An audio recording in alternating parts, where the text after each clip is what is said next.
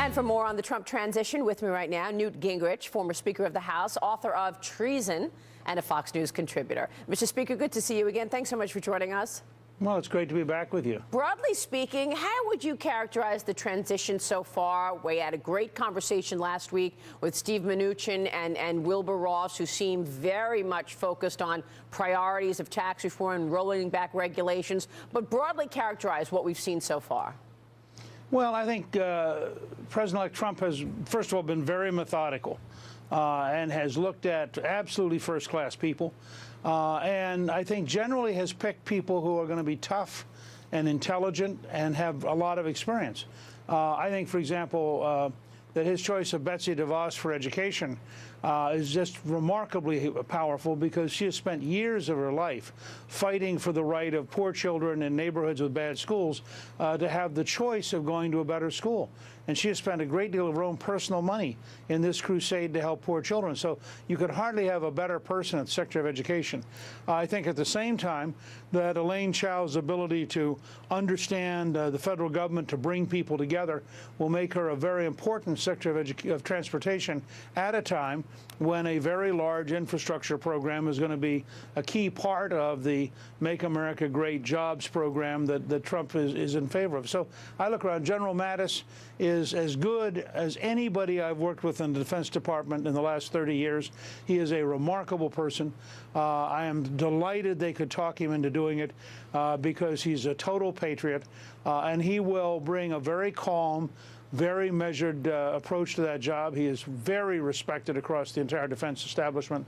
And Congress has to pass a waiver, but I'm confident it'll go through with virtually no opposition because Jim Mattis is such a remarkable guy. So I look at what he's done up till now. Wilbur Ross is a brilliant guy and knows how business works, has proven it himself. Steve Mnuchin was described to me as one of the smartest finance people in the world, and the Treasury Secretary is an operational job. You got to make it work every single day. It's not theoretical.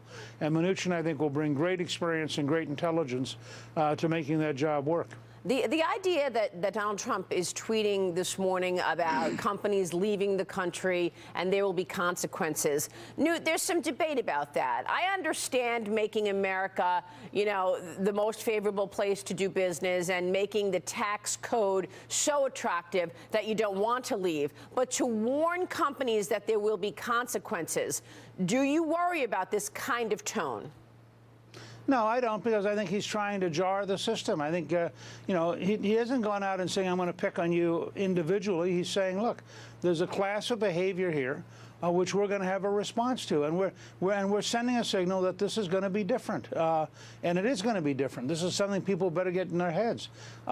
He's going to intervene. You know, every governor in the country intervenes in order to keep factories in their state, or intervenes in order to convince somebody to invest and build a factory in their state. Well, Trump understands what the governors understand, which is we are in a worldwide competition with Mexico, with China, with other countries. And he's going to work very hard to figure out, and this is part of why he picked Wilbur Ross and he picked Steve Mnuchin, he wants to figure out how do we create an environment in which it is so desirable to be in the U.S. and, by the way, so expensive not to be in the U.S. So I expect to see them take some steps to make it harder to import and easier to export as part of their general strategy. Right, and that's what he said in the tweet this morning, basically saying there will be a tax on our soon-to-be strong border of 35% for those companies who leave the country, produce goods overseas, like in Mexico, much cheaper, and then try to get those products back into the U.S. And the only question is, does that tax apply to everybody? So if you're a Toyota or you're a Mercedes or whatever, are you also going to pay that tax? I suspect the tax will apply to all imports. And at the same time, I suspect he's going to create a rebate. So if you're the Mercedes plant in Alabama, you're going to get money back if you ship your cars out of the country. But if you're the Mercedes plant in Stuttgart, you're going to pay a tax to get your cars into the U.S. But isn't that 35% potential tariff the one thing that business and individuals were afraid of about his trade talk during the campaign, Newt? I mean, isn't that what we've been worried about? And then he said he was just going to use it as a tool. Is it just a tool and a threat? Or are we going to see a real disruption in terms of our trading partners with this potential tariff? Well, look, I think this again goes to the heart of Trumpism and why he was elected. we're running $600 and $800 billion a year deficits.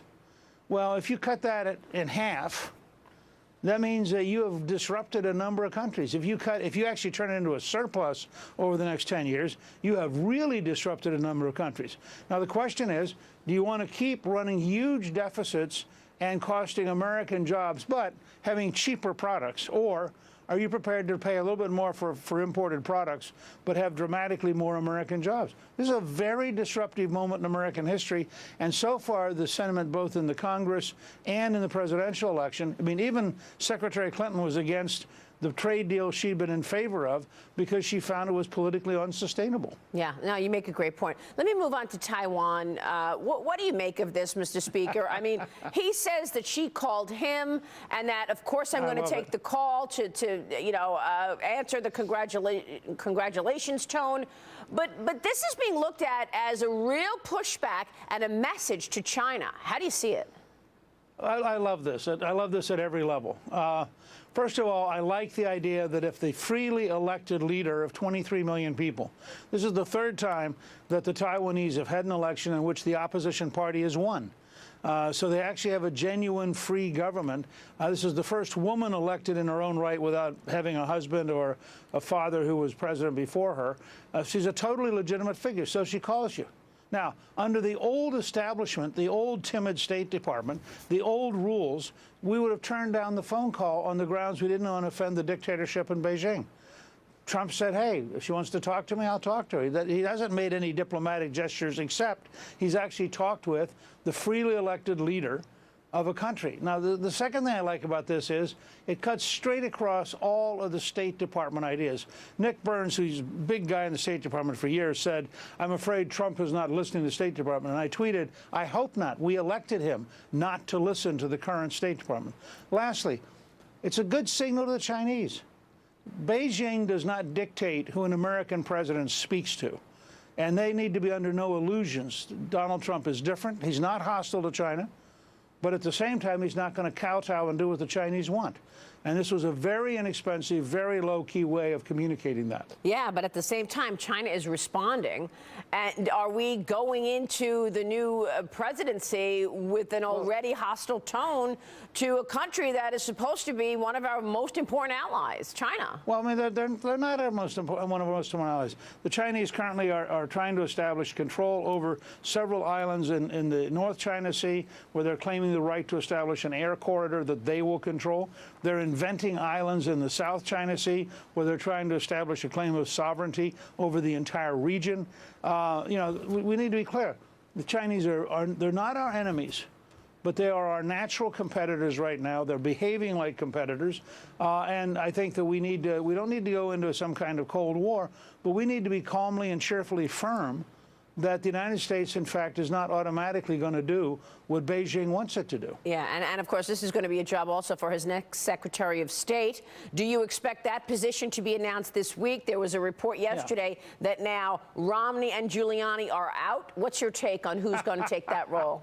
Let me tell you something. I've learned spending the last 2 years studying Donald J. Trump, and I've known him for many years, but starting in January of last year, Clifton and I talked to him about running, and ever since we paid pretty careful attention. No one knows. There's only one person who knows who's going to be Secretary of State. That person may not yet have made their mind up.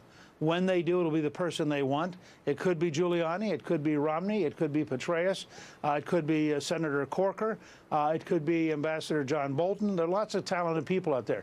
What I'm impressed with, and I hope everybody will take note of this has been his hardest decision for a lot of different reasons. It's a very hard job to fill right now because each guy has strengths but also has weaknesses.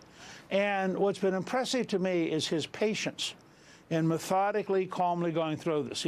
He knows that some of us are deeply opposed to Romney. That hasn't stopped him. He knows that there are some people who are very strongly in favor of Romney. That hasn't automatically moved him. He knows that Giuliani has many supporters. I'm one of them. That doesn't automatically get him anything. So I've admired the very deliberate, very calm way in which Trump has gone through this. He's been very methodical. As you know, I'm not a fan of Romney's, but if they've had several long meetings and they've had several deep conversations, And with this call from Taiwan, for example, I think Trump is indicating both how central he will be to relations around the world and that he's not going to be the State Department's automatic puppet. I think in that kind of a setting, whoever he ends up picking is somebody I'll support, because I think Trump is the person who has to have a vision of his administration and his cabinet. Yeah. And he deserves some respect for having really very methodically worked this problem. Yeah, it's really extraordinary what's happening before the inauguration. So much activity. Mr. Speaker, great to see you as always. Thanks Good so to be much. with you. Always a pleasure. Newt Gingrich.